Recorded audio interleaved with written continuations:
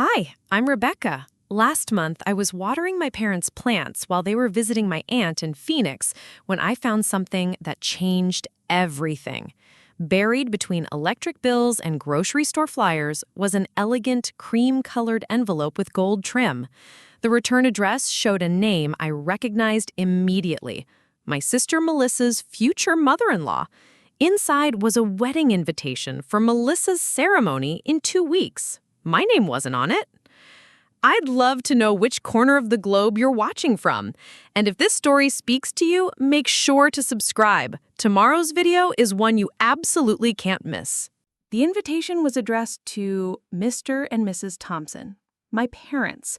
No +1 mentioned for their other daughter, no acknowledgement that Melissa even had a sister. Just a formal invitation to witness her marriage to Brandon Westfield at the Riverside Country Club in Denver, Colorado. I stood in my parents' kitchen, holding that piece of cardstock, realizing I just discovered my sister was getting married, and apparently, I wasn't welcome. But to understand how we got here, I need to take you back to the beginning. Back to when Melissa and I were just two kids growing up in suburban Minneapolis, before family dinners became battlefields and before every conversation carried the weight of years of unspoken resentment. Growing up in the Thompson household meant living by unwritten rules that shifted depending on who was asking for what. Our house on Maple Street looked perfect from the outside. Two-story colonial with a wraparound porch, carefully maintained flower beds, and the kind of lawn that made neighbors comment on how pristine everything looked. Dad worked as an insurance adjuster for a regional company, steady work that paid well enough to maintain our middle-class lifestyle. Mom managed the local branch of the credit union, bringing home stories about other families' financial struggles that made us appreciate our own stability. Inside that perfect house, Melissa and I navigated a complex ecosystem of favoritism that I didn't fully understand until I was old enough to see the patterns clearly. Melissa was 18 months older than me, which somehow translated into privileges that extended far beyond what those 18 months should have justified. She got the bigger bedroom because she was the firstborn. She got the first choice of summer camps because her interests were more expensive to accommodate. She got the family car on weekends because her social circle required more coordination than mine. When I questioned these arrangements, the responses were always variations on the same theme. Melissa needs more space because she's going through a difficult phase. Melissa's activities are important for her college applications. Melissa's friends come from good families that we want to maintain relationships with. Every justification painted my sister as someone whose needs naturally took priority over mine. Not through any conscious decision, but through what felt like natural law in our household. I learned early to find satisfaction in smaller victories and quieter achievements. While Melissa dominated dinner conversations with stories about drama club performances and student council campaigns, I focused on academics and the kind of individual pursuits that didn't require family coordination or financial investment. I excelled in writing, spending hours crafting stories and essays that my English teachers praised, but that rarely generated the same enthusiasm at home that Melissa's more visible accomplishments received. The dynamic became more pronounced when we reached high school. Melissa blossomed into the kind of student who seemed to excel effortlessly at everything, social and extracurricular.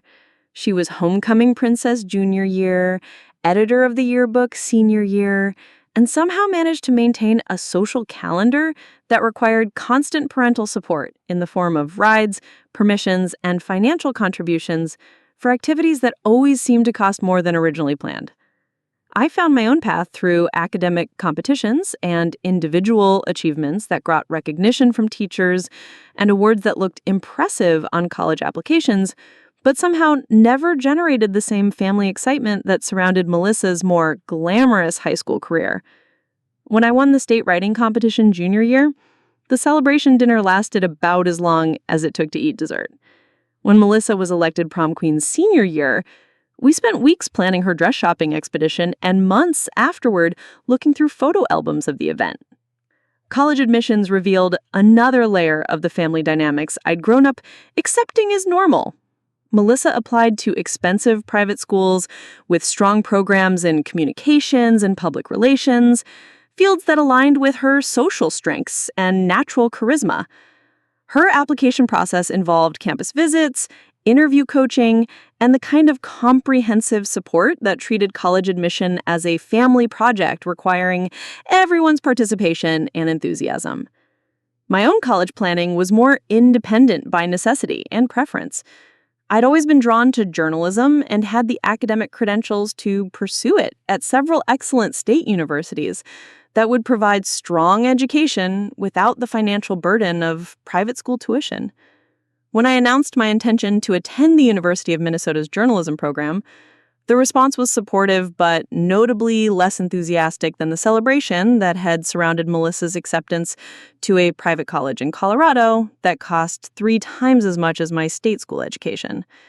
The financial implications of these choices became a subtle but persistent theme in family conversations throughout our college years. Melissa's education required significant family financial sacrifice, which was framed as an investment in her future that would pay dividends through the networking opportunities and prestigious career prospects that came with her expensive degree.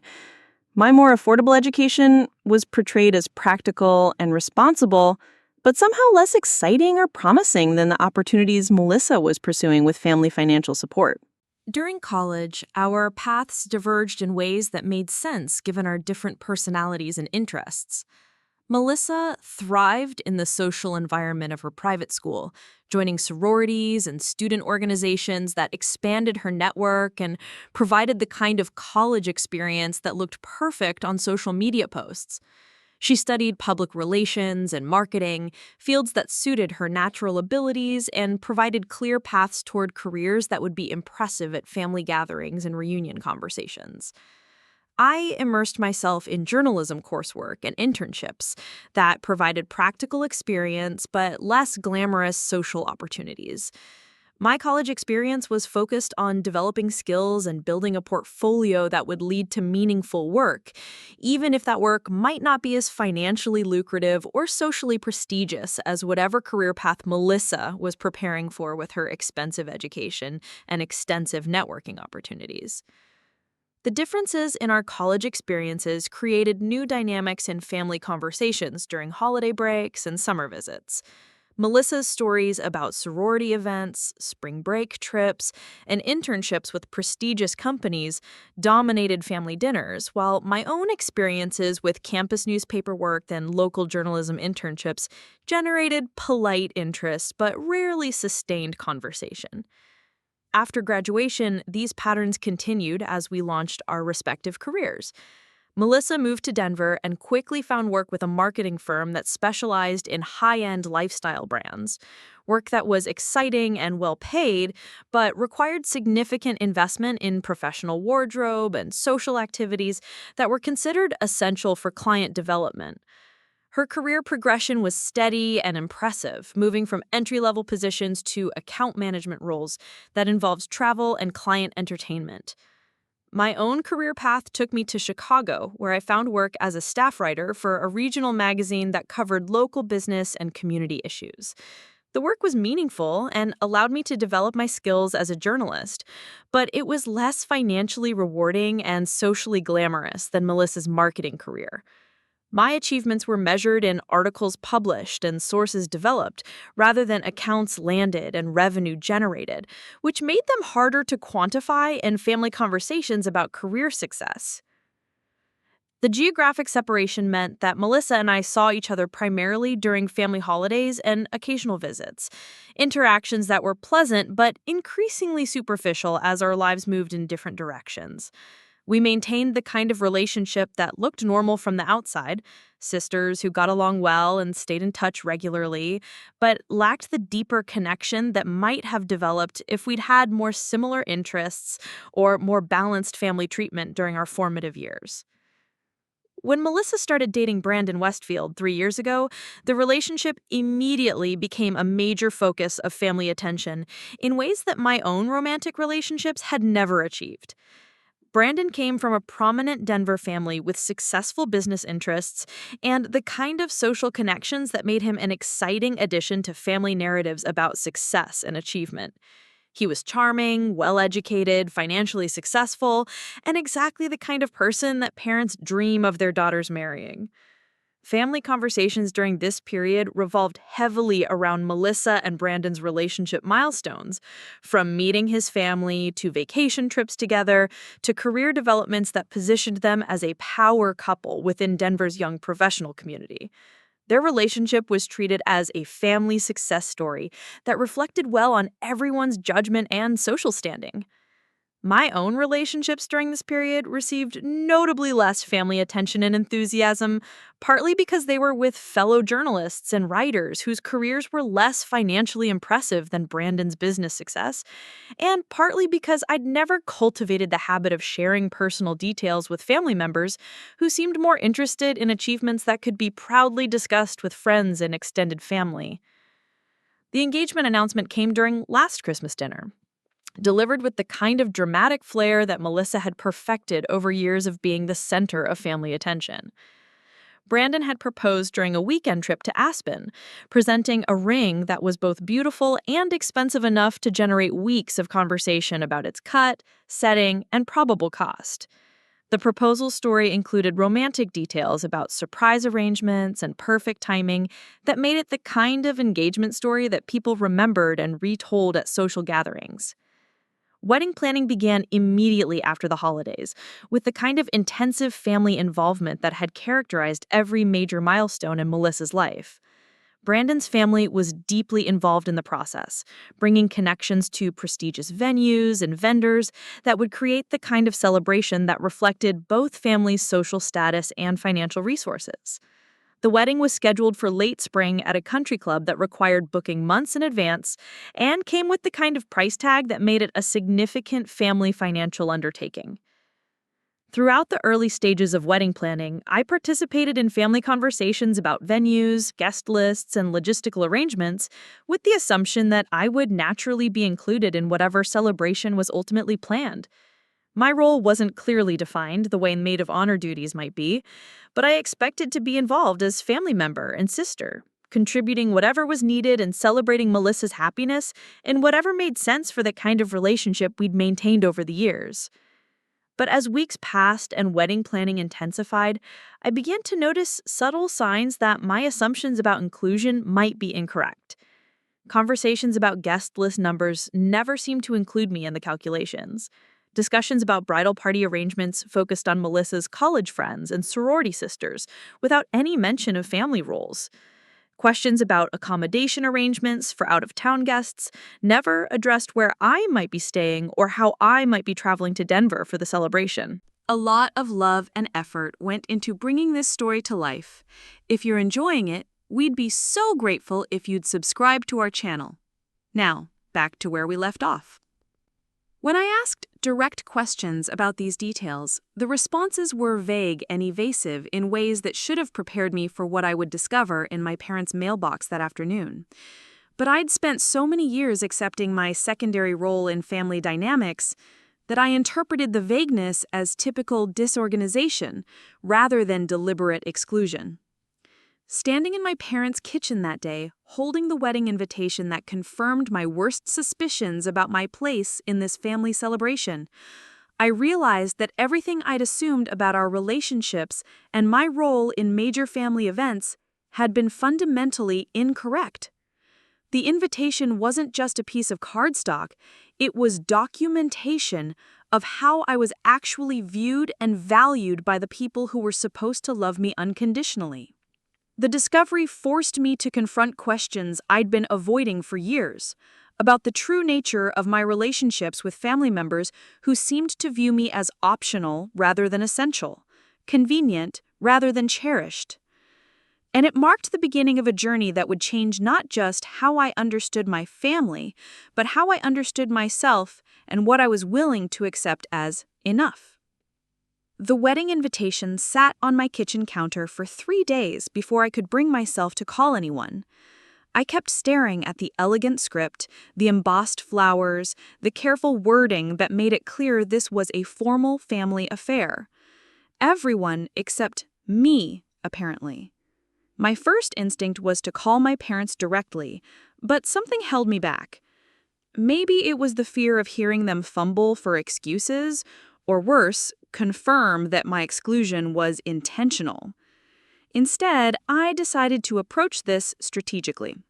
I called my mom on Thursday evening, timing the conversation for when she'd be making dinner and naturally inclined toward chatty updates.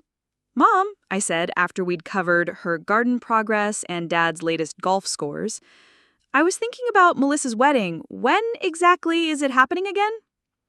I heard her pause mid-chop of whatever vegetables she was preparing for dinner. "Oh, honey, it's coming up soon. Late May, I think, the 28th. She's been so busy with all the planning. You know how these things get, especially with Brandon's family being so involved." "That's exciting. I bet it's going to be beautiful. Have you gotten your dress yet for the ceremony?" Another pause, longer this time.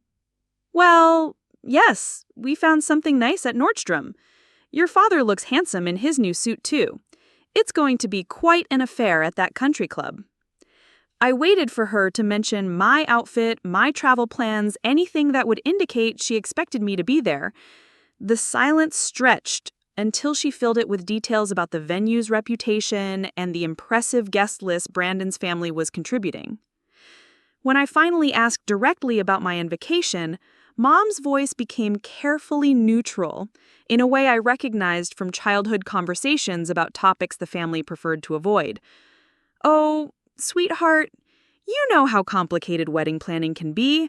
There are so many details to coordinate and budget considerations and venue capacity issues.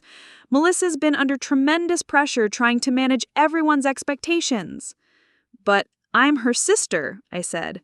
"Surely there's room for her sister." "Of course, dear. I'm sure it's just an oversight with all the chaos of planning. You should probably talk to Melissa directly about the details." The conversation ended with promises that we'd sort everything out and reassurances that family was most important, but I hung up feeling more confused and hurt than before.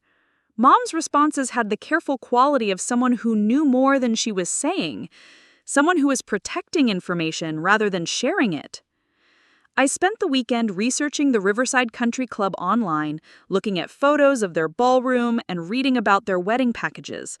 The venue was impressive, the kind of place that charged premium prices for elegant celebrations. Their website mentioned capacity limits and booking requirements that suggested Melissa's wedding was a significant financial undertaking, not the kind of casual celebration where plus ones could be easily accommodated.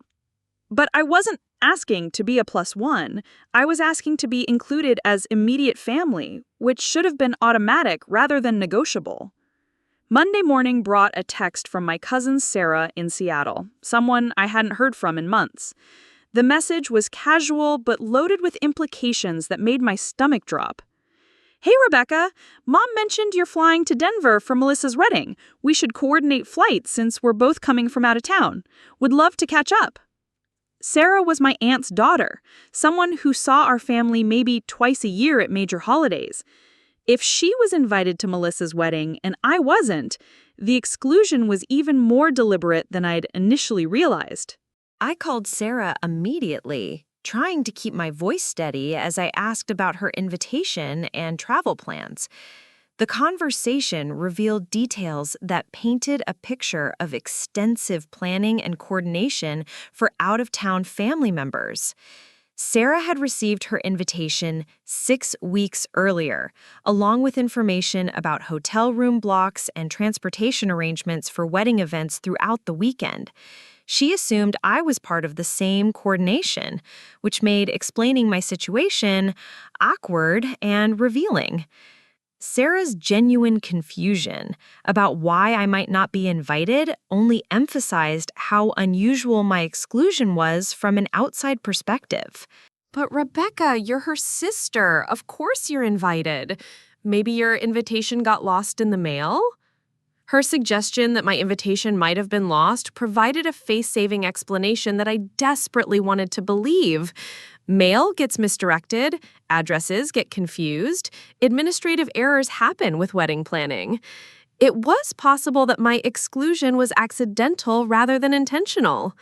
I decided to test this theory by calling Melissa directly, something I'd been avoiding because our phone conversations had become increasingly stilted over the past year.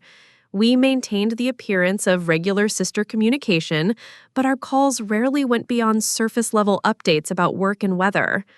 Melissa answered on the third ring, her voice carrying the harried quality of someone juggling multiple urgent tasks. "Rebecca, hi. I'm actually in the middle of final dress fittings, but I can talk for a few minutes. What's up?" I decided to approach the conversation as if my invitation had simply been delayed rather than deliberately omitted. "I wanted to check about travel arrangements for your wedding. I haven't received my invitation yet, so I'm not sure about timing and hotel information." The silence that followed was different from Mom's careful pauses. This was the silence of someone who'd been caught in a situation they'd hoped to avoid. "Oh, about that. Rebecca, this is really difficult to explain, and I've been dreading this conversation." My heart started racing in the way that happens when you're about to receive news you don't want to hear. The thing is, we had to make some really tough decisions about the guest list. Brandon's family has business relationships and social obligations that created a lot of pressure for invitations, and the venue has capacity limits that forced us to prioritize certain relationships over others. I waited for her to explain how these constraints had affected my invitations specifically. We decided to limit the guest list to immediate family and very close friends, people who are part of our day-to-day lives and current social circles. "But I'm immediate family," I said. "I'm your sister." I know, and this was the hardest part of the whole planning process, but we haven't been particularly close over the past few years, have we? We live in different cities, we have different friend groups, we don't really share the same social circles anymore. Her words felt like physical blows, each one landing with increasing force as she outlined the logic behind my exclusion. "Brandon's family doesn't really know you, and most of our mutual friends are people I've stayed closer to since college. It felt artificial to include people who wouldn't really enhance the celebration or who might feel out of place among the other guests." Enhance the celebration, as if my presence at my sister's wedding was some kind of social calculation rather than a family bond. When I pointed out that other extended family members, like Sarah, had been invited, Melissa's explanation became more convoluted. "Sarah's different because she and I have maintained a closer relationship. We text regularly, we visit when she comes to Minneapolis. Her lifestyle is more compatible with the kind of celebration we're planning." Compatible lifestyle. Another way of saying that my career as a journalist, my modest income, and my lack of connection to Brandon's social circle made me unsuitable for their elegant country club celebration. The conversation continued for another 10 minutes, with Melissa alternating between apologies and justifications, explaining how difficult these decisions had been while simultaneously defending every choice that had led to my exclusion. She emphasized the financial constraints and social pressures that had shaped their guest list, painting my absence as an unfortunate but necessary sacrifice for the sake of creating the perfect wedding experience. What hurt most wasn't just the exclusion, but the casual way she discussed it, as if my feelings about being left out of my sister's wedding were secondary to her concerns about venue capacity and social harmony among her chosen guests. When I asked whether there was any possibility of reconsidering, Melissa's response was swift and final. "The invitations have already been sent, the catering numbers are confirmed, the seating arrangements are finalized.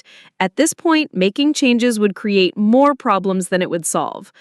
She offered alternative ways for us to celebrate her marriage, perhaps a dinner when she and Brandon visited Minneapolis, or a casual get-together during one of my trips to Chicago that might coincidentally overlap with their travel. These suggestions felt like consolation prizes, ways to acknowledge our family relationship without allowing it to interfere with her actual wedding celebration. The call ended with promises to plan something special for just the two of us, assurances that family relationships were more important than single events, and expressions of hope that I would understand the impossible position she had been placed in by competing demands and limited resources. But understanding and accepting were different things entirely. After hanging up, I sat in my Chicago apartment looking out at the city skyline, trying to process what I just learned about my place in my family's hierarchy of relationships. Melissa had essentially told me that our sisterhood was less important than her fiancé's business connections, that my presence would detract rather than enhance her celebration, that my lifestyle and social standing made me unsuitable for the kind of wedding she wanted to have. The rejection felt comprehensive and systematic, touching every aspect of how she viewed our relationship and my worth as a family member. I wasn't just being excluded from a party, I was being told that I didn't merit inclusion in one of the most important events of my sister's life. Over the following days, I found myself analyzing every family interaction from the past several years, looking for signs I might have missed about how I was actually perceived by people who claimed to love and support me. The patterns became clearer in retrospect. The surface-level interest in my career achievements, the absence of genuine curiosity about my personal life, the assumption that I would always be available and accommodating when family plans required flexibility from someone. I'd been operating under the assumption that family relationships were based on unconditional love and mutual support, that blood relationships created bonds that transcended social calculations and lifestyle compatibility. But Melissa's explanation of my wedding exclusion revealed a different understanding of family, one where relationships were subject to the same cost-benefit analysis as business partnerships or social connections. The realization was devastating, but also clarifying. If my worth as a sister was conditional on factors like social status, financial success, and compatibility with other people's lifestyle choices, then I needed to reconsider every assumption I'd made about these relationships and what they actually meant to the people involved. The wedding was 3 weeks away. 3 weeks to decide how to respond to this revelation about my place and my family's emotional economy, and what I was willing to accept as the price of maintaining relationships with people who apparently viewed me as optional rather than essential. The breaking point came 2 weeks before Melissa's wedding, not through another painful phone conversation or family confrontation, but through social media. I was scrolling through Instagram during my lunch break when Melissa's latest post appeared on my feed, a series of photos from her bridal shower the previous weekend. The images showed exactly the kind of elegant celebration I would have expected. Beautiful table settings at what looked like a high-end restaurant, perfectly coordinated decorations and soft pastels, and Melissa glowing at the center of attention surrounded by her closest friends and family members. What stopped me cold wasn't the luxury or the obvious expense, but the guest list captured in those carefully curated photos. There was cousin Sarah laughing at something off camera. My Aunt Linda, Melissa's future mother-in-law, Brandon's sister whom I'd met exactly twice, college friends I recognized from previous social media posts. And there, in the background of the third photo, raising a champagne glass with a genuine smile, was my mother. My mother who had told me just days earlier that family was most important and that surely we could work something out. My mother, who had suggested my exclusion from the wedding, was just an administrative oversight that could be resolved with a simple conversation. My mother had attended my sister's bridal shower without mentioning it to me, celebrating an event that I hadn't even known was happening. I stared at that photo for several minutes, zooming in to confirm what I was seeing, checking the timestamp to verify when it had been posted. The bridal shower happened 3 days ago. 3 days during which I'd had a pleasant phone conversation with Mom about her gardening projects and Dad's upcoming retirement plans. Not once had she mentioned spending the weekend in Denver celebrating Melissa's upcoming marriage. The deliberate omission felt worse than the original wedding exclusion. At least with the wedding, I could tell myself that venue constraints and budget limitations might have played a role in their decision-making, but a bridal shower was different. An intimate celebration where my presence wouldn't have created logistical complications or social awkwardness. My absence from that event was purely about not wanting me there. I called in sick for the rest of the day and went home to my apartment, needing space to process what this discovery meant about every relationship I thought I understood. The systematic nature of my exclusion was becoming impossible to deny. This wasn't about wedding planning stress or unfortunate timing or administrative confusion. This was about a family that had collectively decided I wasn't worth including in their important moments. That evening, I did something I'd never done before in any family conflict. I wrote everything down. Every conversation, every excuse, every justification I'd received over the past month. I documented the timeline of discoveries, the contradictions and explanations, the pattern of deliberate omissions that had kept me isolated from celebrations that everyone else in my family had participated in. Seeing it all laid out on paper made the situation stark and undeniable. My family had created an elaborate deception to exclude me from major events while maintaining the pretense that these exclusions were accidental or unavoidable. They had coordinated among themselves to keep me uninformed, while ensuring that distant relatives and casual acquaintances received invitations and updates that I was never meant to see. The documentation exercise forced me to confront a question I'd been avoiding. What kind of relationship was I fighting to preserve? If these people could exclude me so systematically and lie about it so easily, what exactly was I trying to maintain through continued contact and accommodation? I'd spent my entire adult life accepting a secondary role in family dynamics, telling myself that different treatment didn't necessarily mean lesser love. I'd rationalize the favoritism, the casual dismissal of my achievements, the assumption that I would always be flexible and understanding when family plans required someone to be accommodating. I had convinced myself that being the reliable, uncomplaining daughter and sister was valuable, even if it wasn't celebrated the way Melissa's more dramatic personality was rewarded. But this situation was different from childhood favoritism or typical sibling rivalry. This was about being deliberately excluded from witnessing one of the most important events in my sister's life, then being lied to about the reasons for that exclusion. This was about discovering that my parents could attend celebration events for one daughter while concealing those celebrations from the other. This was about realizing that my family relationships were conditional in ways I'd never fully understood. The wedding was 13 days away. 13 days during which my family would continue their preparations, their excitement, their coordination of travel and accommodations and celebration plans that didn't include me. 13 days during which they would expect me to maintain normal contact, pleasant conversations, and cooperative behavior despite knowing that I'd been systematically excluded from their most important family event. I had several options for how to handle the remaining time before the wedding. I could continue pretending I didn't know about my exclusion, maintaining the fiction that family relationships were normal and healthy, while internally preparing for the hurt of being left out. I could confront them directly about the deception, demanding explanations and apologies that probably wouldn't satisfy my need to understand how this had happened. Or I could make a choice that felt increasingly necessary as I sat in my apartment that evening, surrounded by the written evidence of my family's careful coordination to keep me isolated from their celebrations. I could decide that relationships based on deception and conditional love weren't worth preserving at any cost.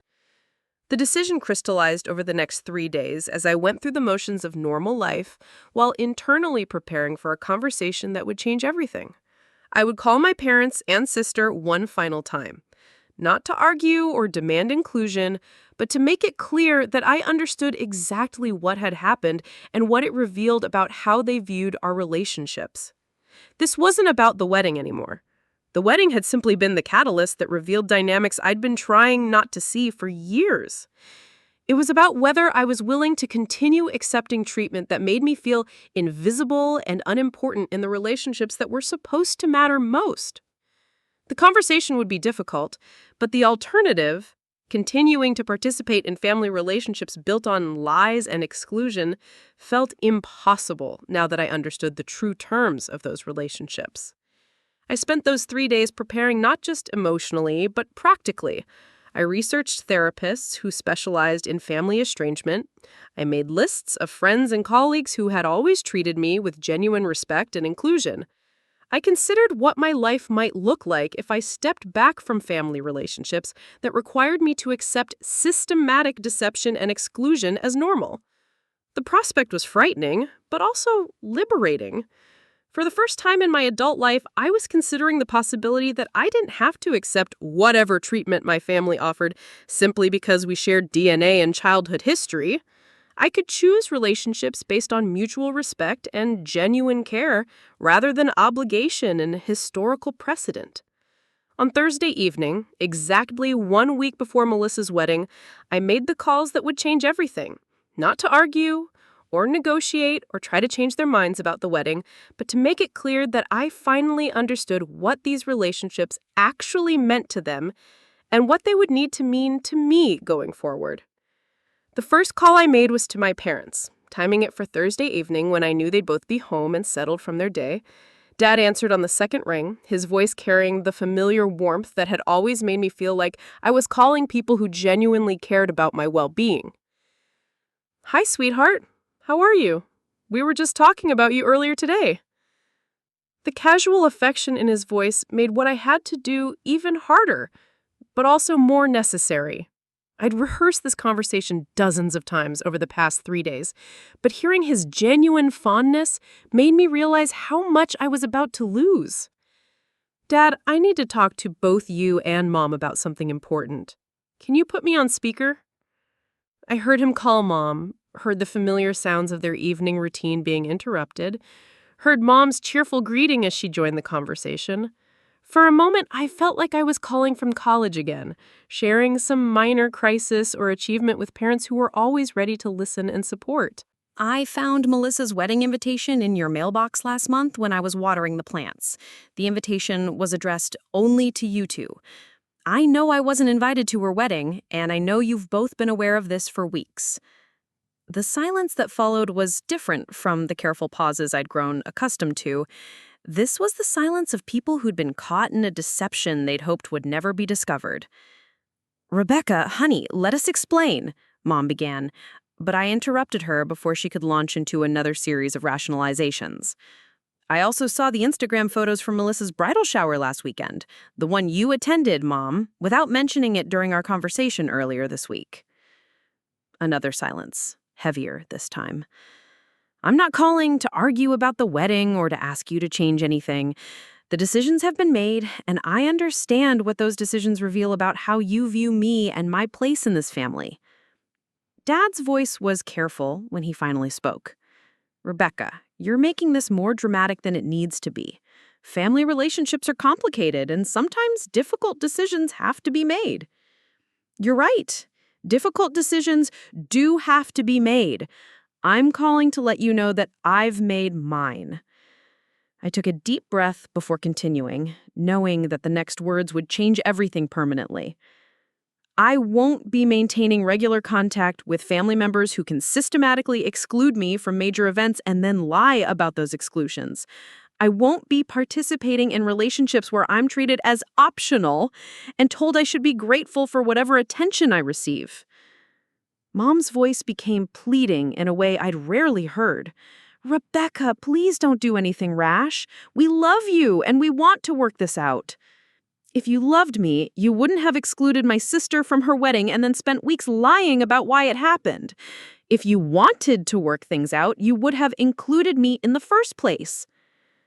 The conversation continued for another 20 minutes, with both parents alternating between apologies, justifications, and attempts to minimize the significance of what had happened. They assured me that family was more important than any single event, that I was overreacting to unfortunate circumstances, that we could all move past this with better communication in the future. But their responses only confirmed what I'd already realized. They weren't apologizing for excluding me. They were apologizing for getting caught. They weren't reconsidering their treatment of me. They were trying to manage the consequences of that treatment becoming visible. When I told them I wouldn't be calling regularly or participating in family gatherings until further notice, their responses revealed how they actually viewed my role in family dynamics. "You're punishing all of us for decisions that were really Melissa's responsibility," Dad said. "We can't control every choice she makes about her wedding." "But you could control your choice to attend her bridal shower without telling me about it. You could control your choice to lie to me about family events you were participating in." The conversation ended without resolution or reconciliation, just acknowledgement that I was serious about stepping back from relationships that required me to accept systematic deception as normal family behavior. The second call was to Melissa herself. I debated whether to contact her at all since the wedding was only 6 days away and she was undoubtedly managing final preparations. But I realized I needed to close this chapter completely rather than leaving important conversations unfinished. Melissa answered after several rings, her voice hurried and distracted. "Rebecca, I'm really swamped with last-minute details. Can I call you back next week after everything settles down?" "Actually, you won't need to call me back. I'm calling to let you know that I understand your decision to exclude me from your wedding, and I respect your right to celebrate with whoever makes you happiest." She paused, and I could hear background noise that suggested she was multitasking during our conversation. "I also want you to know that I've decided to step back from our relationship. I won't be calling or texting regularly, and I won't be available for family gatherings or celebrations going forward." "Rebecca, you're being ridiculous. This is all about one wedding invitation." "No, it's about discovering that my sister views me as incompatible with her lifestyle and unsuitable for her social circle. It's about learning that our relationship isn't important enough to warrant honesty about major life events." Melissa's tone became defensive in a way that reminded me of childhood arguments where she'd been caught doing something wrong but refused to acknowledge any fault. I had to make difficult choices about the wedding. It wasn't personal, and it doesn't mean I don't care about you. Excluding your sister from your wedding because she doesn't enhance the social atmosphere is the definition of personal, and lying to you about it shows exactly how much you care. The conversation was shorter than the one with my parents, partly because Melissa seemed genuinely distracted by wedding preparations, and partly because she showed less interest in trying to repair the damage her choices had created. When I told her I hoped she had a beautiful wedding and a happy marriage, I meant it sincerely, but I also meant it as a goodbye to the relationship we'd maintained out of habit and family obligation, rather than genuine connection. The immediate aftermath of these conversations was both liberating and terrifying. For the first time in my adult life, I'd drawn clear boundaries with family members who had consistently treated me as less important than their other relationships and commitments. I'd stopped accepting explanations that required me to minimize my own feelings and accommodate their priorities at the expense of my emotional well-being. But I'd also effectively ended my connection to the only family I'd ever known. The people who had raised me, celebrated my achievements, supported me through difficult times, and maintained relationships with me for nearly 30 years were now absent from my daily life by my own choice. The weekend of Melissa's wedding was surreal in its normalcy. I went to farmers markets, had dinner with friends, worked on freelance writing projects, and lived my regular Chicago life, while knowing that 300 miles away, my family was celebrating one of their most important moments without me. I'd been effectively erased from their narrative, and now I was actively choosing to erase them from mine. The hardest part wasn't the sadness, which I had expected, but the relief. I realized I'd been carrying the stress of these unbalanced relationships for years without recognizing how much emotional energy I'd been expending to maintain connections with people who viewed me as fundamentally expendable. Monday brought a series of text messages from extended family members who had attended the wedding. Cousin Sarah wrote that she'd missed seeing me there and hoped everything was okay. Aunt Linda sent photos from the reception with comments about how beautiful everything had been. None of them mentioned that my absence had been noteworthy or that anyone had asked about me. The silence from my immediate family was complete. No calls to check on my well-being, no messages asking whether I'd reconsidered my decision, No attempts to rebuild bridges that I'd declared permanently closed. Their lack of contact confirmed what I'd suspected. My presence in their lives had been tolerated rather than treasured, accommodated rather than actively desired. My absence didn't create a gap that needed to be filled, just a minor simplification of their social dynamics. Within 2 weeks of making those final phone calls, I'd begun building a new version of my life that didn't revolve around family obligations or the emotional labor of maintaining relationships with people who had consistently demonstrated that I wasn't a priority for them. 3 months after cutting contact with my family, I faced my first major professional opportunity that would have once been cause for family celebration. The Chicago Tribune offered me a position as their senior lifestyle correspondent, a role that would triple my salary and establish me as a prominent voice in regional journalism. The promotion came with a corner office, a substantial expense account, and the kind of professional recognition I'd been working toward my entire career. My first instinct was to call my parents and share the news. For 28 years, major achievements had been family events, occasions for shared pride and celebration that reinforced the bonds between us. But as I reached for my phone, I realized that these people who had shaped my understanding of success and validation were no longer part of my support system. Instead, I called my friend Marcus Chen from the hiking group I'd joined. Marcus was a social worker who understood family complexity in ways that many people didn't, and over the past few months, he'd become someone I trusted with both good news and difficult moments. "Rebecca, that's incredible. You've worked so hard for this kind of opportunity. How do you feel about it?" His response focused entirely on my achievement and emotional experience, without the comparative commentary that had characterized family responses to my professional progress. There were no questions about whether the salary increase would allow me to be more generous with family members, no suggestions about how this success reflected well on my upbringing, no attempts to redirect the conversation toward other family members' achievements. The contrast was stark and liberating. For the first time in my adult life, a major professional milestone belonged entirely to me, unmarked by family dynamics or expectations about how my success should benefit other people. But the celebration also felt incomplete in ways I hadn't anticipated. Success without family acknowledgement carried a different emotional weight than I had expected. I'd assumed that cutting toxic relationships would eliminate negative feelings without affecting positive ones.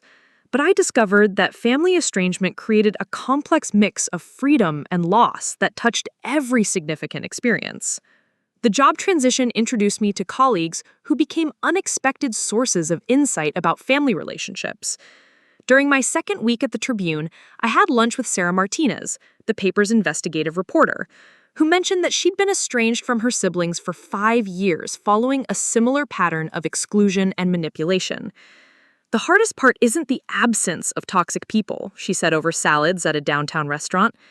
"It's learning to trust your own judgment about what healthy relationships look like when you've spent decades accommodating dysfunction." Sarah had ended contact with her family after being systematically excluded from important events while being expected to provide emotional and financial support during crises. Her story included elements that felt familiar: favoritism toward other siblings, financial manipulation disguised as family loyalty, and social pressure to maintain relationships regardless of how those relationships affected her well-being. But Sarah had also built a chosen family of close friends and colleagues who provided the support and celebration that biological family relationships had failed to offer. She spoke about her decision with the kind of clarity that comes from years of therapy and conscious boundary setting.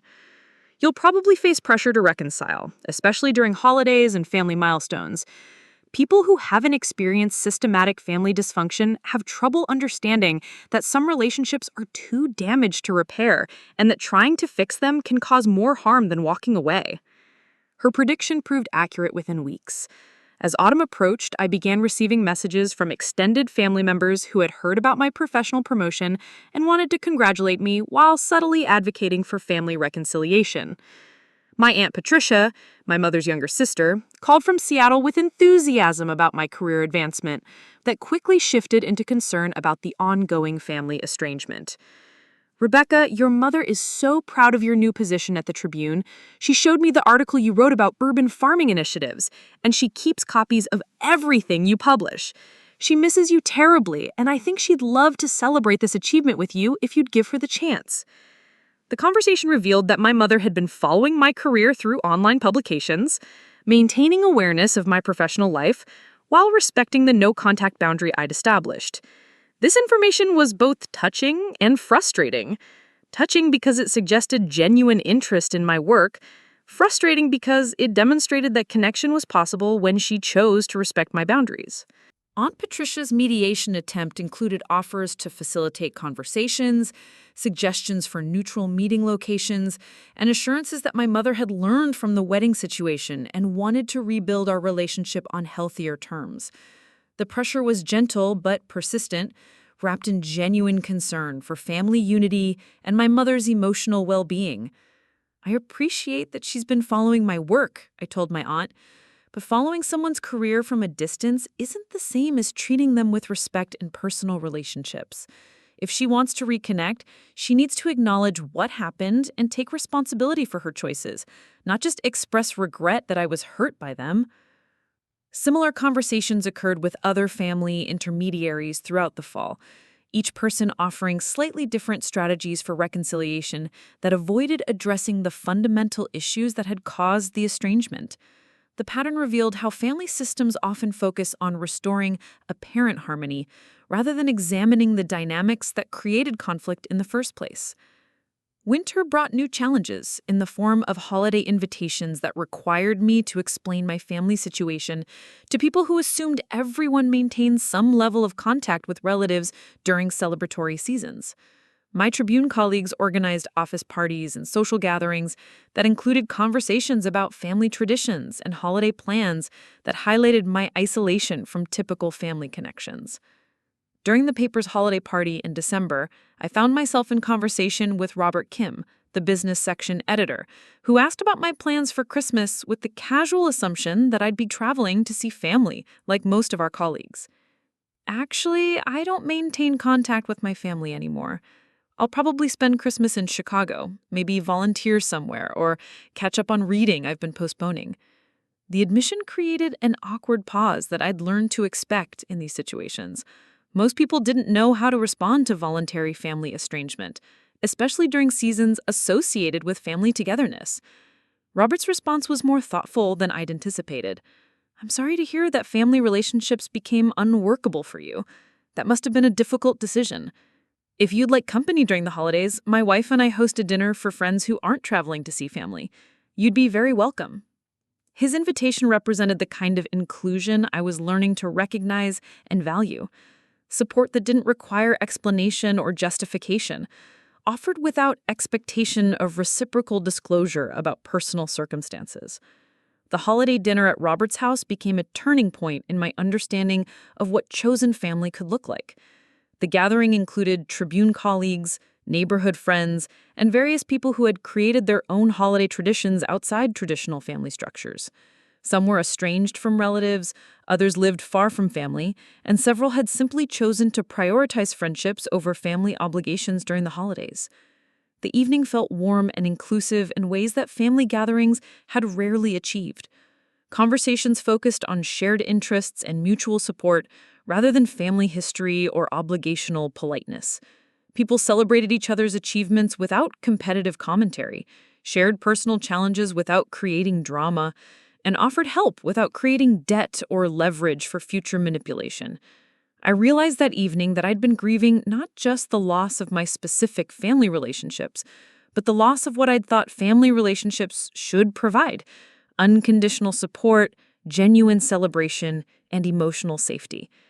But the dinner at Robert's house demonstrated that these qualities were available in other relationships, perhaps more authentically than they'd ever been available in my biological family connections.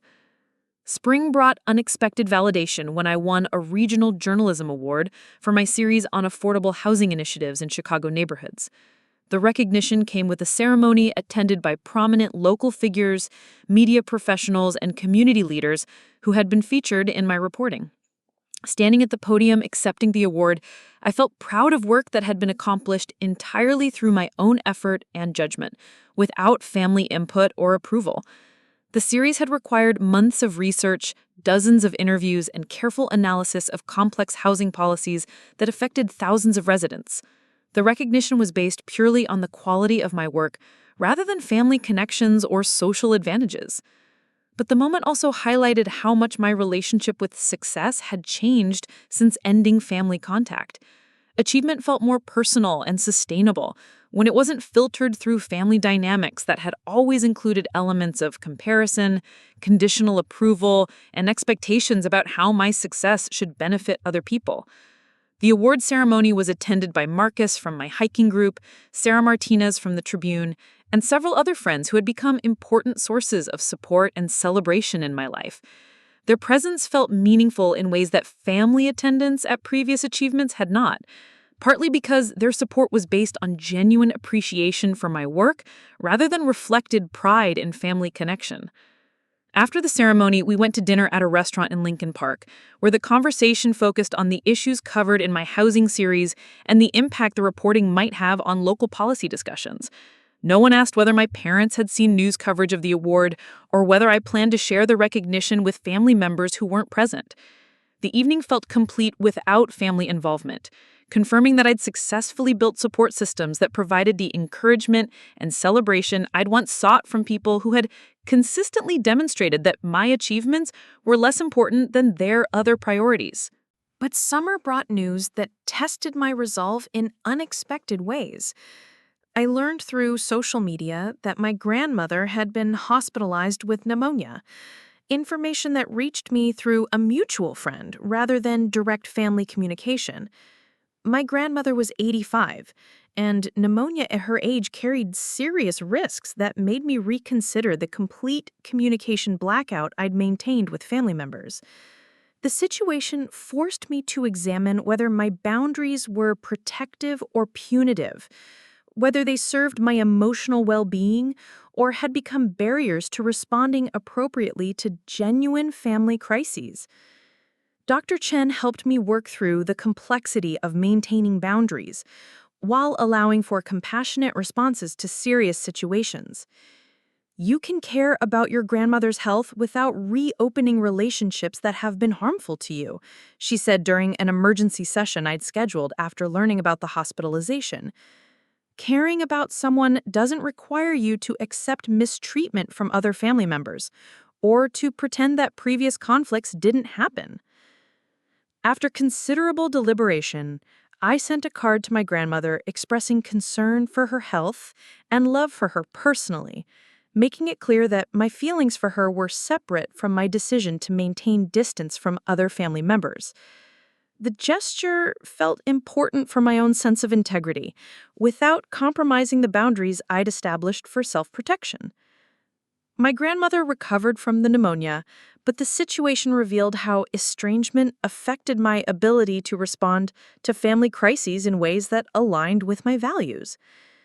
The experience taught me that healthy boundaries required ongoing evaluation and adjustment, rather than rigid rules that couldn't accommodate changing circumstances or genuine emergencies.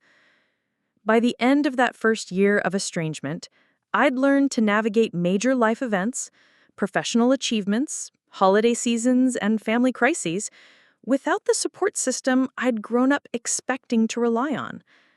The process had been more challenging than I'd anticipated, but it had also been more liberating.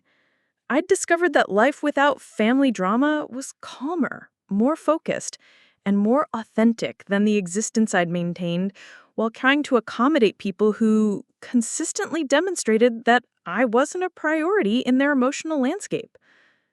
Most importantly, I had learned that family relationships, like all relationships, should be based on mutual respect and genuine care, rather than biological connection and historical precedent.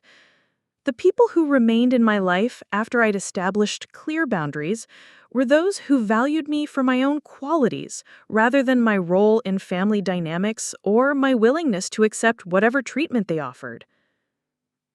18 months after cutting contact with my family, I received an email that would change everything. The message came from Dr. Lisa Warren, the dean of Northwestern University's Medill School of Journalism, offering me a position as an adjunct professor, teaching investigative reporting techniques. The opportunity had emerged after she'd read my award-winning housing series and several follow-up pieces that had influenced local policy discussions. "We've been following your work at the Tribune with great interest," her email read. "Your approach to community-centered journalism represents exactly the kind of reporting we want to teach our graduate students. Would you be interested in joining our faculty for the spring semester?" The teaching position represented more than professional advancement. It was validation that my work had academic merit and could contribute to training the next generation of journalists. At 29, I would be one of the youngest adjunct professors in the program's history, teaching alongside established journalists whose careers I'd admired since college. But what struck me most about the opportunity wasn't the prestige or the additional income. It was the realization that this achievement had emerged entirely from my own professional choices and quality of work, without family connections, social networking through relatives, or any of the advantages that came from maintaining relationships with people who might provide career benefits. My first class at Northwestern was scheduled on a Tuesday evening in February. I spent weeks preparing a curriculum that would teach graduate students not just technical skills, but the importance of building trust with communities whose stories deserved professional attention. The preparation process reminded me why I'd been drawn to journalism in the first place: the opportunity to amplify voices that might otherwise go unheard, and to examine systems that affected people's daily lives. The evening of my first class, I stood in front of 22 graduate students who had chosen investigative reporting as their specialization. These were serious students who understood that journalism could be a tool for social change when practiced with integrity and commitment. I want to start by talking about why community trust matters more than access to powerful sources, I began. The best investigative reporting often comes from people who are most affected by the problems we're examining, not from officials who control institutional narratives. The class discussion that followed revealed students hungry for approaches to journalism that prioritized ethical responsibility over career advancement.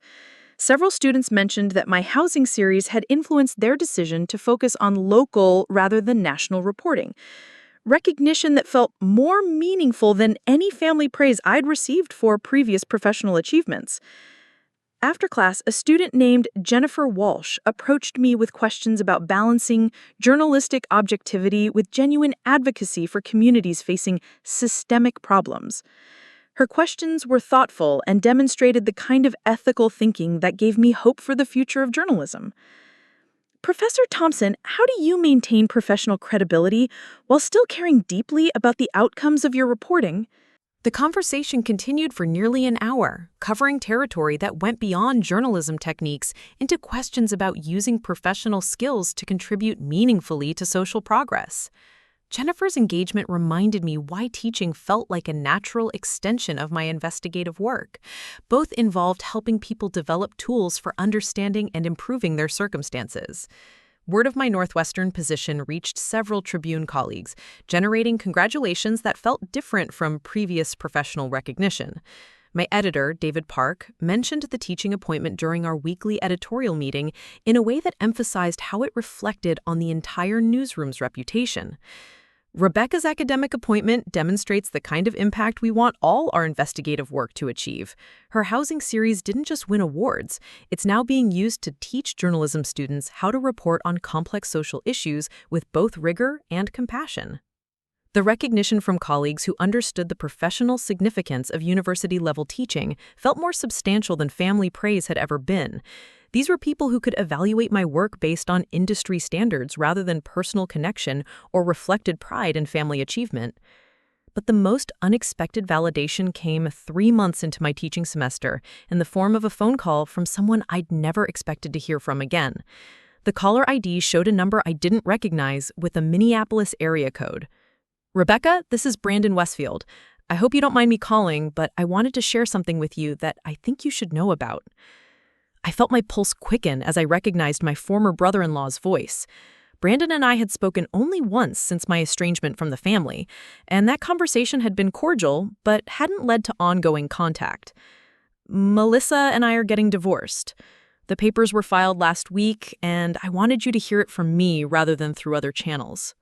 The news hit me with unexpected emotional complexity. I felt sadness for the failure of their marriage, curiosity about what had led to their separation, and a complicated relief that Brandon was no longer permanently connected to family dynamics that had caused me so much pain. The reason I'm calling isn't just to share the news, Brandon continued. It's to tell you something that I think you deserve to know about the wedding situation and your family's response to your decision to step back from contact with them. He paused, and I could hear traffic sounds in the background that suggested he was calling from his car. Melissa admitted during our marriage counseling sessions that excluding you from our wedding was a mistake that she regretted almost immediately.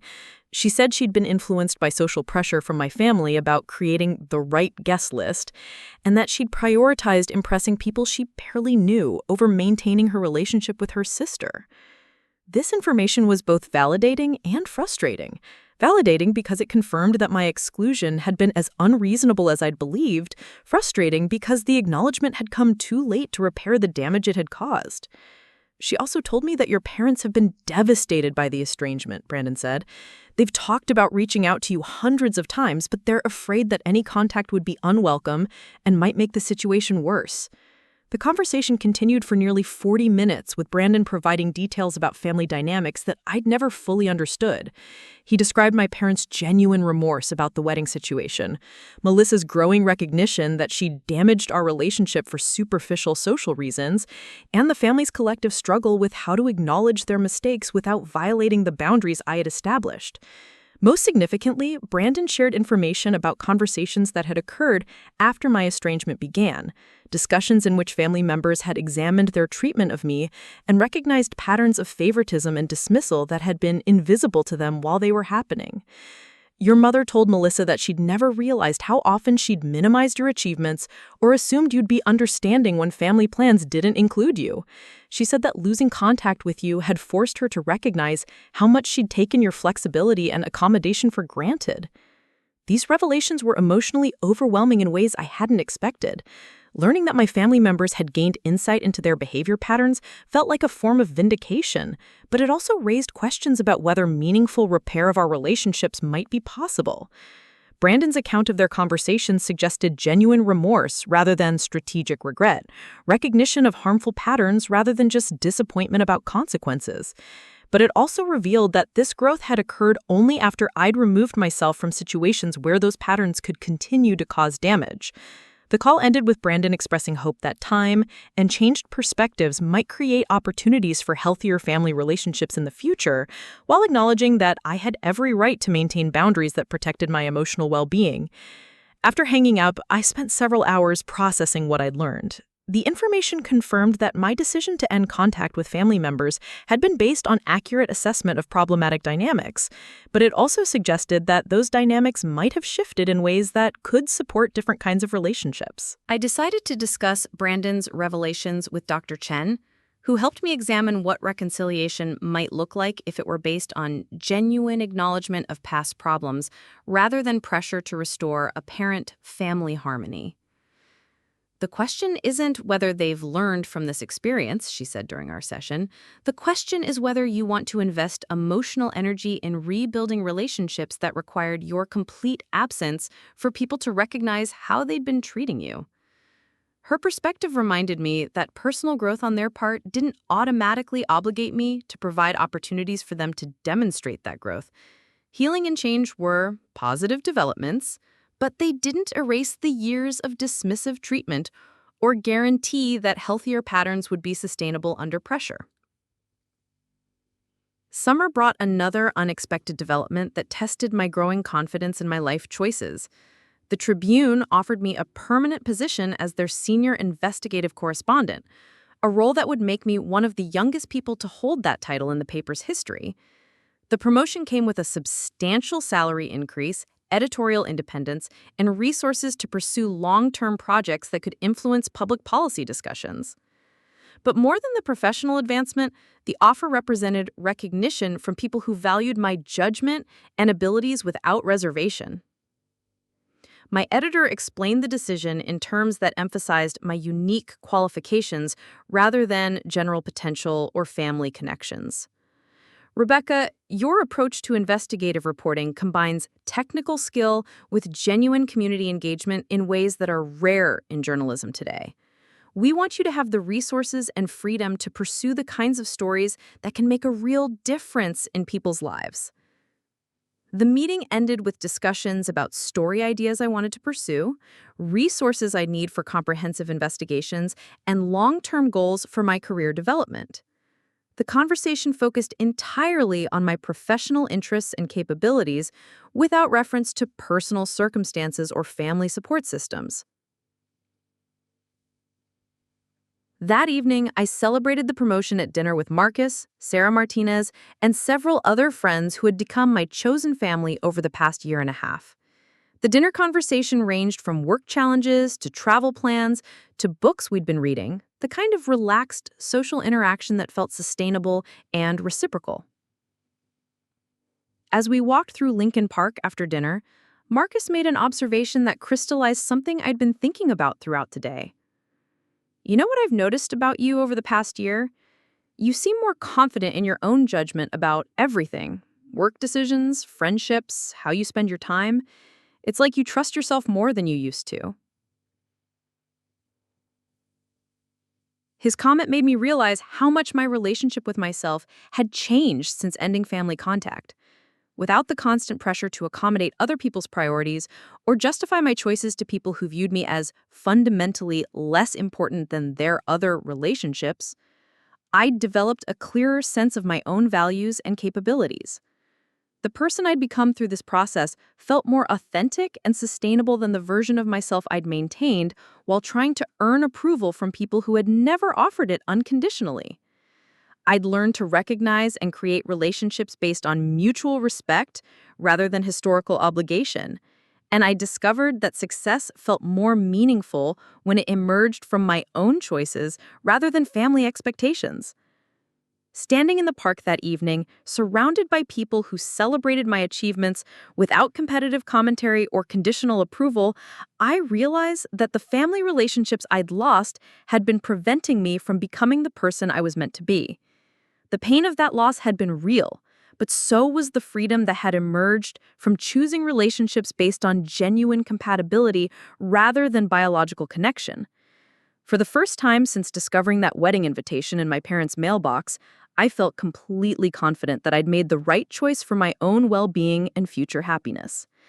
The vindication hadn't come from family acknowledgement of their mistakes, though that had been meaningful. It had come from discovering that life without toxic family dynamics was more fulfilling than anything I'd experienced while trying to maintain those relationships at any cost.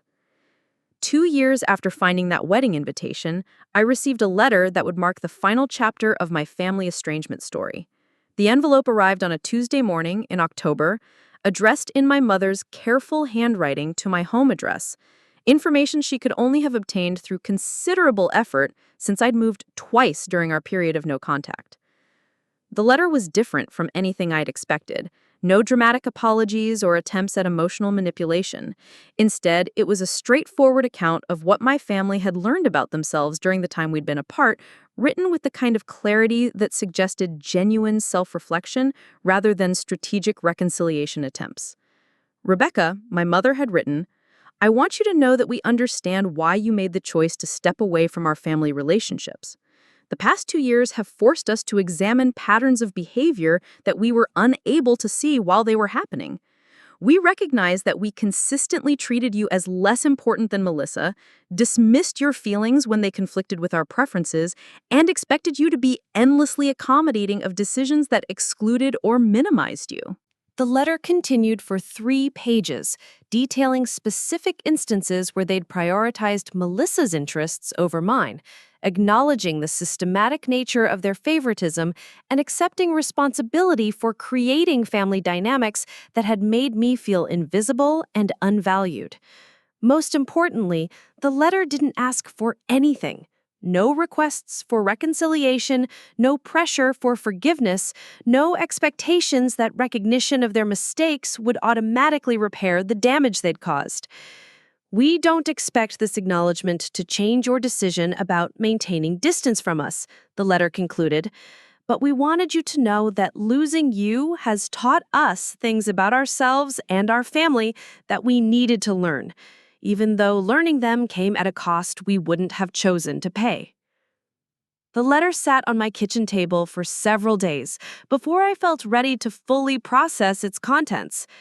The straightforward acceptance of responsibility was something I'd never expected to receive, and it created emotional complexity that I needed time to examine.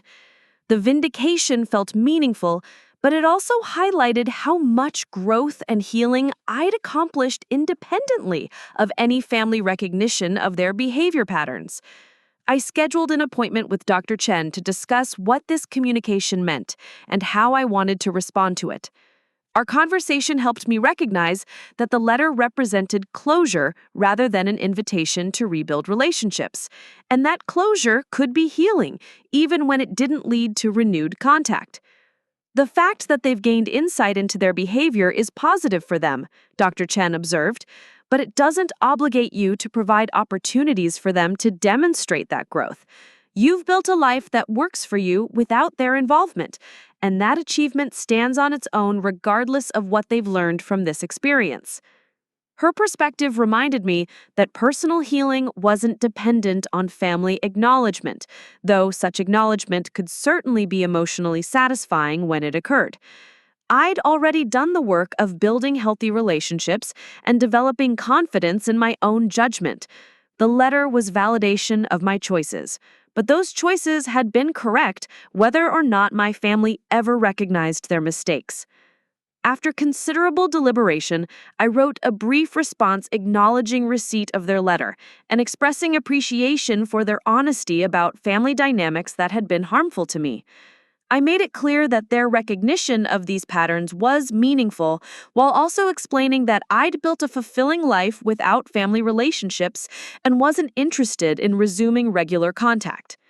The exchange felt like a natural conclusion to the process that had begun when I discovered I wasn't invited to Melissa's wedding. The hurt and confusion I'd experienced then had led to difficult but necessary choices about what kinds of relationships I was willing to maintain. Those choices had ultimately created space for me to become more authentic, confident, and purposeful than I'd ever been while trying to earn approval from people who consistently demonstrated that I wasn't their priority. 6 months after receiving my mother's letter, I was offered an opportunity that represented the culmination of everything I'd worked toward professionally. The MacArthur Foundation approached me about leading a national investigation into housing discrimination patterns in mid-sized American cities, a project that would combine my investigative skills with my commitment to community-centered journalism. The fellowship came with complete editorial independence, substantial research funding, and resources to spend 2 years documenting systemic problems that affected thousands of families across the country. It was exactly the kind of work I'd envisioned when I first decided to become a journalist, reporting that could influence policy discussions and contribute to meaningful social change. But what made the opportunity most significant wasn't its professional prestige or the financial security it provided.